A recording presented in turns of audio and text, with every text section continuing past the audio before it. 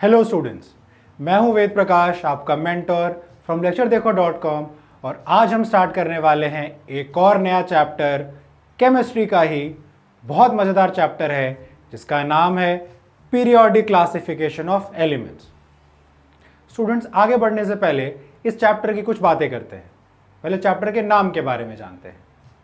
Periodic classification of elements, इससे ये तो जाहिर है कि जितने भी हमारे एलिमेंट्स हैं, एग्जिस्ट करते हैं, इस चैप्टर में हम उन्हीं के बारे में बात करेंगे। ठीक है, 118 एलिमेंट्स हैं जिसमें 94 एलिमेंट्स हमारे नेचुरली अकरिंग होते हैं और बाकी सारे रेडियो एक्टिव हैं।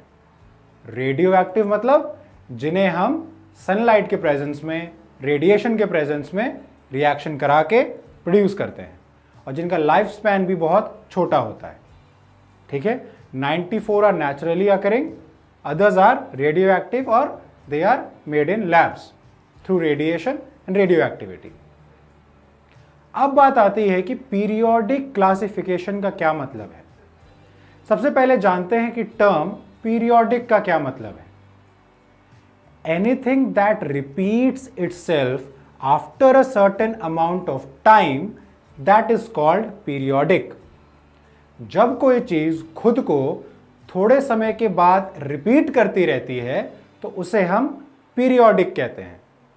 जैसे आपके स्कूल में भी आपके जो 8 लेक्चर्स होते हैं, 9 लेक्चर्स होते हैं, तो उसे आप क्या कहते हैं?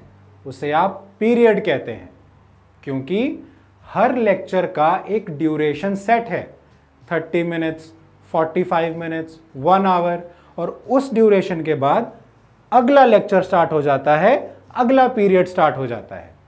तो मतलब वो ड्यूरेशन ने खुद को दोबारा रिपीट किया। तो जब कोई चीज खुद को दोबारा रिपीट कर रही है तो उसी चीज को हम कहते हैं कि ये पीरियोडिक है। ठीक है, आगे जाके आप कुछ मैथ्स में भी पढ़ेंगे, ट्रिग्नोमेट्री में पढ़ेंगे, जो आपके साइन के फंक्शंस होते हैं, कोसाइन के फंक्शंस, यानी कि साइन बोला मतलब मैंने साइन थीटा, कोसाइन बोला मतलब कॉस थीटा। जब आप इन फंक्शंस के ग्राफ्स बनाएंगे 11th क्लास में, तब भी आपको ये पीरियोडिक मोशन वाली बात पता चलेगी। आप देखेंगे कि जो साइन का फंक्शन है, कोसाइन का फंक्शन है, ये भी पीरियोडिक होते हैं। ठीक है, और यहां पर जब हम एलिमेंट्स की बात कर रहे हैं तो इनका भी पीरियोडिक क्लासिफिकेशन का मतलब है कि एक रेगुलर इंटरवल के बाद एलिमेंट्स को प्रॉपर तरीके से अरेंज किया गया है उनकी सिमिलर प्रॉपर्टीज के हिसाब से, जिससे कि उनको स्टडी करना, उनके बारे में जानना, उनकी रिएक्टिविटी देख लेना हमारे लिए आसान हो जाए। ठीक है, और क्लासिफिकेशन का मतलब है कैटेगराइज करना, सिंपल सी चीज है। तो इसीलिए इसको कहते हैं periodic classification of elements. I hope आपको ये इंट्रोडक्शन समझ में आया होगा। अब बात करते हैं कि इसकी ज़रूरत क्या पड़ी, क्या ज़रूरत है पीरियोडिक क्लासिफिकेशन करने की। तो स्टूडेंट्स, जब एलिमेंट्स डिस्कवर हो रहे थे तो अलग अलग तरीके के एलिमेंट्स थे, किसी की कुछ प्रॉपर्टी, किसी की कुछ प्रॉपर्टी।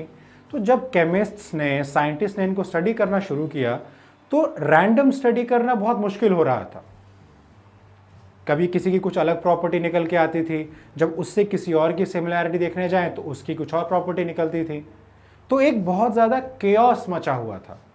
ठीक है, जैसे आपके घरों में जब आप सामान लेकर आते हैं, आप किचन में देखेंगे कि आपका तेल का सामान, तेल का जो बर्तन है वो एक जगह रखा होगा, मसालों के डिब्बे एक जगह रखे होंगे, चावल के, दाल के डिब्बे एक जगह रखे होंगे। अब मान लीजिए आपको किसी डिब्बे में पता नहीं क्या चीज़ रखी है और सब इधर उधर फैल के रखा हुआ है, तो क्या आप सही तरीके से सही डिब्बा चुन पाएंगे? नहीं चुन पाएंगे, आपको मुश्किल होगी और आप हर बार मम्मी को बुलाएंगे कि मम्मी सरसों का तेल कहाँ है, मम्मी बेसन का डिब्बा कौन सा है, मम्मी मिर्ची का डिब्बा कौन सा है। तो हम उसे सही तरीके से क्लासिफाई नहीं कर पाएंगे, पहचान नहीं पाएंगे, क्योंकि उस समय किचन में केओस मचा हुआ है। तो फिर मम्मी आती, मम्मी क्या करती है? तेल के डिब्बों को एक तरफ, मसाले एक तरफ, दाल एक तरफ, चावल और आटा एक तरफ। तो इस तरीके से वो सबको प्रॉपरली अरेंज कर देती है, जिससे कि जब जिस सामान की जरूरत पड़े तब उसे वहां से निकाल लिया जाए। है ना। तो उस समय कितना सिंपल हो जाता है और आपको बार बार मम्मी की ज़रूरत भी नहीं पड़ेगी। ठीक है स्टूडेंट्स, आई होप आपको ये लाइफ एग्जाम्पल समझ में आ रहा होगा। दूसरा, जब आप मार्केट में निकलते हैं, जब आप दुकान में जाते हैं, किसी किराने की दुकान में जाएंगे, तब वहाँ आप देखेंगे किसी से कुछ मांगे कि भैया एक साबुन देना, तो जो दुकान में काम करने वाला कारीगर होता है वो आपको एक झटके से साबुन निकाल के दे देता है। आप कहते हैं ये तेल दे दो, वो दे देता है। आटे की बोरी दे दो, वो दे देता है। आप देखते हैं कितना फटाफट काम होता है दुकान में। ऐसा पॉसिबल क्यों होता है स्टूडेंट्स?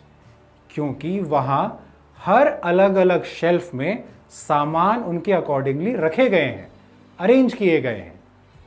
तेल एक जगह पर, साबुन एक जगह पर, दाल एक जगह पर, चीनी एक जगह पर, जिससे कि उनको निकालना आसान हो जाता है, उनको अरेंज करना आसान हो जाता है।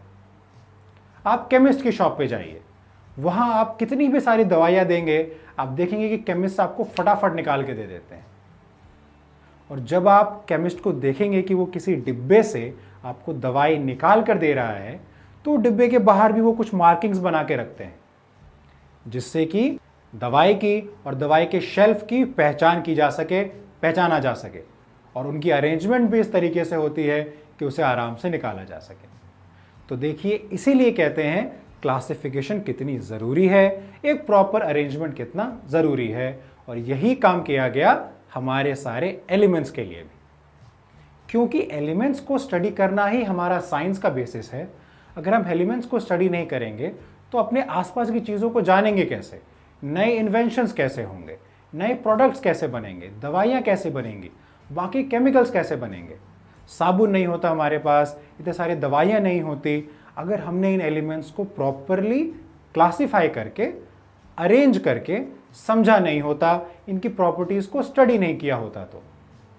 ठीक है, तो अब आई होप आपको ये समझ में आ रहा होगा कि पीरियोडिक क्लासिफिकेशन करना क्यों ज़रूरी है। ठीक है स्टूडेंट्स, तो अब चलते हैं सबसे स्टार्टिंग वाला क्लासिफिकेशन किसने किया और क्यों किया, और ये भी देखेंगे कैसे किया।